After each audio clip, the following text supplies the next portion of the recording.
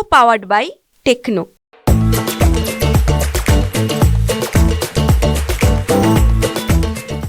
माजी केंद्रीय मंत्री स्वर्गीय बबनराव ढाकणे यांचे पुत्र प्रतापराव ढाकणे यांचा साधेपणा जो आहे तो सोशल मीडियावरती परिचित असतो. मात्र त्यांच्या भाषणाच्या माध्यमातून सुद्धा अनेक लोकांच्या मनावरती आदराज्य केलं आणि शेवगाव पाथर्डी विधानसभा मतदारसंघातून ते पुन्हा एकदा निवडणूक लढवण्यासाठी इच्छुक आहेत. स्वतः प्रतापराव ढाकणे आपल्याबरोबर आहेत. आतापर्यंत महाराष्ट्रातल्या जनतेनं तुमचा साधेपणा पाहिला आहे.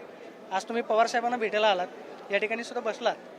काय आता पवारसाहेबांकडे काय मागणी आहे? शेवगाव पाथर्डीमधून लढणार? निश्चितपणानं मी मागची ही निवडणूक 2019 साली ह्याच मतदारसंघातनं आदरणीय पवारसाहेबांच्या नेतृत्वाखाली लढलो होतो.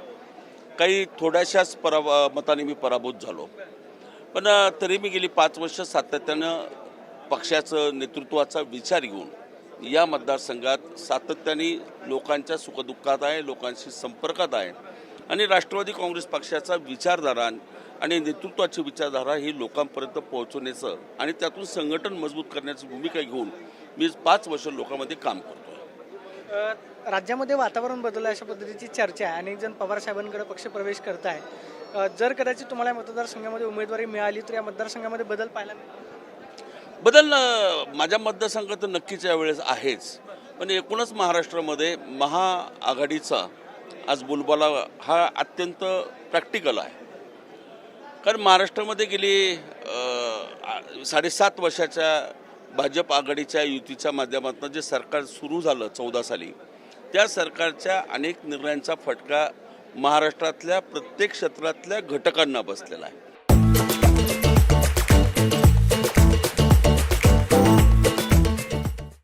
असं एकच क्षेत्र नाही की ज्या क्षेत्रामध्ये या सरकारच्या चुकीच्या निर्णयामुळे धोरणामुळे विपरीत परिणाम हे प्रत्येकाला भोगावं लागलं. शेतकरी, शेतमजूर, अगदी कष्टकरी, नोकरदार, व्यावसायिक आणि तरुण पिढी ज्याच्या हाताला रोजगार नाही, या सगळ्यांना हे लक्षात आलं की हे सरकार फक्त बोलतं, पण बोलल्याला प्रत्यक्षात मात्र कुठलंही चित्र या महाराष्ट्रात दिसत नाही आणि मोठी नाराजी प्रत्येक क्षेत्रामध्ये या सरकारच्या विरोधात आहे.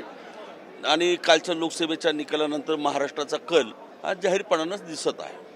म्हणजे नगर लोकसभा मतदारसंघामध्ये तिथं निलेश लंके खासदार झाले, त्यामुळं नगर जिल्ह्यामधली हवा बदलली अशा पद्धतीची सुद्धा चर्चा आहे. महाविकास आघाडीचे किती आमदार नगर जिल्ह्यामध्ये निवडून येईल असं तुम्हाला वाटतं? पराभूत झाले खरं तर सुजय विखेंनी बाळासाहेब थोरात यांच्या विरोधात उघडपणे आता थेट विधानसभा निवडणूक लढवण्याची इच्छा जी आहे ती बोलून दाखवलेली आहे. काय परिणाम पाहायला मिळेल असं तुम्हाला? नाही, एक निश्चित आहे. मी आत्ता सांगितलं की कालच्या लोकसभेचा निकाल महाराष्ट्रामध्ये मोठ्या संख्येनं आघाडीच्या बाजूने दिसलेला. आज नगर जिल्ह्यामध्ये देखील दोन्ही जागा ह्या महाविकास आघाडी चाललेल्या आहेत. आमच्या पक्षाचे खासदार निलेश लंके निवडून आले आणि शिर्डी मतदारसंघातनं उद्धव बाळासाहेब ठाकरेंच्या शिवसेनेचे भाऊसाहेब वागचौरे निवडून आले. दोन्ही लोकसभा ह्या मोठ्या फरकानं आम्ही जिंकलेल्या आहेत, आघाडीने जिंकलेल्या आहेत आणि लोकसभेच्या निकालाचाच कल हा उद्याच्याही 12ही विधानसभा मतदारसंघात दिसणार आहे. आज व्यक्तिगत राजकीय निवडणुका जवळ आल्यानंतर टीका टिप्पणी चालू असते आणि म्हणून ह्या टीका टिप्पणीपेक्षा प्रत्यक्ष मतदारांचा कौल कोणाच्याबद्दल आहे हे लोकसभेत दिसलेलं आहे. ठीक आहे, निवडणुकीच्या आखाड्यात टीका टिप्पणी ही होत असते, पण नक्कीच आमचं स्वतःचं ध्येय सगळ्यांचं आहे. निलेश लंके असो किंवा आमचा सगळ्या पक्षातल्या आघाडीच्या विचारातल्या सगळ्या घटक पक्षांचा विचार हाच आहे की जिल्ह्यामध्ये 12-0 कसं होईल याच्यासाठी आम्ही कसोशीनं प्रयत्न करणार. पवारसाहेब पुन्हा एकदा खांद्यावरती जबाबदारी देतील असं वाटतं शेवगाव पाथर्डी? पण निश्चित शेवटी मी सातत्यानं आपल्याला सांगितलं की गेली 5 वर्ष मी संघटनाच्या दृष्टिकोनातून संघटनेच्या पक्षाचा विचारधारा घेऊन काम करणारा कार्यकर्ता आहे आणि सतत लोकांच्या बरोबर राहिलेलो आहे. आपण माझ्या साधेपणाबद्दल बोललात, तो साधेपणा माझ्या अंगात निश्चित अंगभूत आहे. मी मातीला धरून राहणारा मनुष्य आहे आणि मला वाटतं मी ज्यांच्या नेतृत्वाखाली काम करतो ते आदरणीय शरदचंद्र पवार हे मातीला धरून आहेत, जमिनीवर पाय ठेवून आहेत आणि मातीचं नाळ त्यांनी आयुष्यावर जपली. तोच प्रभाव आमच्या कार्यकर्त्यावरचा आहे. शेवटचा प्रश्न, आता अजित पवार महाराष्ट्रामध्ये फिरतायत, तुम्ही राष्ट्रवादीच्या फुटीनंतर सुद्धा शरद पवार साहेबांसोबतच राहिलात. आज दादा भाषणामध्ये बोलताना असं म्हणाले की भावनिक होऊ नका, विकास कोण करतं हे सगळ्या संपूर्ण महाराष्ट्राला माहिती आहे. आपले जे 40 आमदार अजित पवारांसोबत गेलेले आहेत त्याच्यामध्ये कोणताही बदल होणार नाही. मात्र सुरुवातीला शरद पवारांच्या पक्षामध्ये आता ते लोक नाहीत म्हणून त्यांच्या पक्षामध्ये इन्कमिंग वाढलेलं आहे, बाकी काय नाही. नाही, असं हे आता अजितदादा ज्येष्ठ नेते आहेत, त्यांच्याबद्दल मलाही आदर आहे, ती काय म्हणून नाही, पण ते कदाचित थोडं वास्तव्य विसरतात असं माझं मत आहे. शेवटी जन्म देणारा हा कधीही मोठा असतो. व्यक्तिगत जीवनातलं बोलत नाही मी, सार्वजनिक जीवनामध्ये महाराष्ट्रातल्या 3 पिढ्या घडवण्याचं काम आदरणीय शरदचंद्र पवार साहेबांनी केलेलं हे उभ्या महाराष्ट्राला नाही देशाला माहिती आहे. आणि म्हणून विकासाची प्रक्रिया स्वर्गीय यशवंतराव चव्हाणांच्या माध्यमातून सुरू झालेली ही महाराष्ट्राच्या जडणघडणीमध्ये वसंतराव नाईक असतील, वसंतदादा असतील आणि गेली 30, 40, 50 वर्ष आदरणीय पवारसाहेबांनी महाराष्ट्राची ही धुरा सांभाळलेली आहे. राजकारणात दिवस खराब, चांगले, वाईट हे काळ चढ उतार हा चालू असतो, पण पवारसाहेबांनी विकासाची प्रक्रिया याच्यामध्ये राजकारणाची भूमिका कधी ठेवलेली नाही आहे. हे विरोधकांना देखील मान्यच करावं लागेल. आणि ह्या विकासाची प्रक्रिया सगळीकडे मग महाराष्ट्रातले एक काळ होता की 40 आमदार अचानक रात्रीतून दुसऱ्या पक्षात गेले.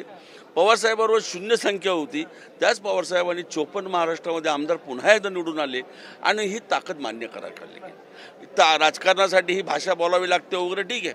मग आता जर सगळे आमदार सोडून गेले, आमदार मोजके राहिले, 40 आमदार तुमच्या सोबत नाही, तर उद्या स्ट्राईक रेट देशामध्ये बघितलं तर 1 नंबरला शरद पवार साहेबांचा आहे. 10 पैकी 8 जागा 80% स्ट्राईक आहे. उद्या हाच महाराष्ट्रामध्ये चमत्कार नाही. ते लोकांना मुळात हे राजकारण 2.5 वर्षातलं 2 वर्षातलं हे महाराष्ट्राच्या माणसाला पटलेलं नाही. महाराष्ट्र हे वेगळं राज्य आहे.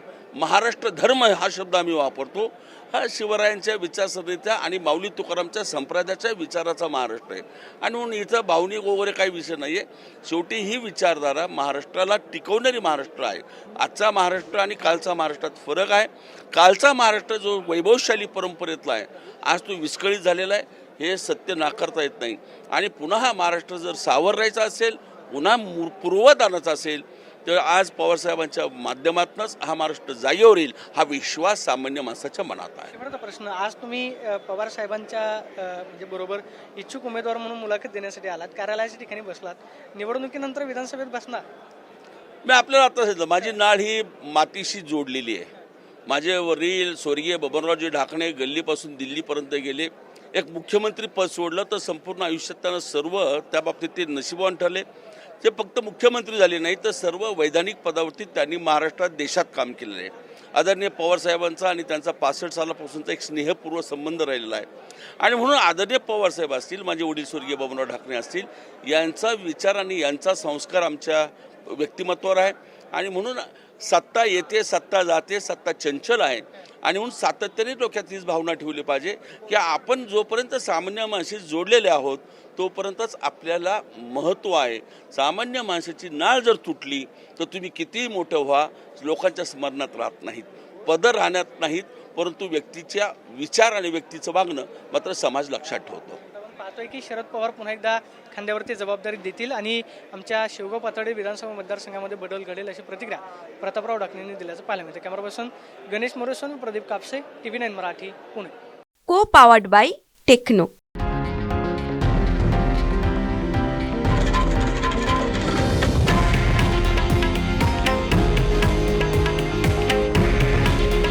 हे आहे देशातील नंबर 1 न्यूज नेटवर्क आणि आपण पाहत आहात TV9 मराठी. काळजी तुमची, हित महाराष्ट्राचं.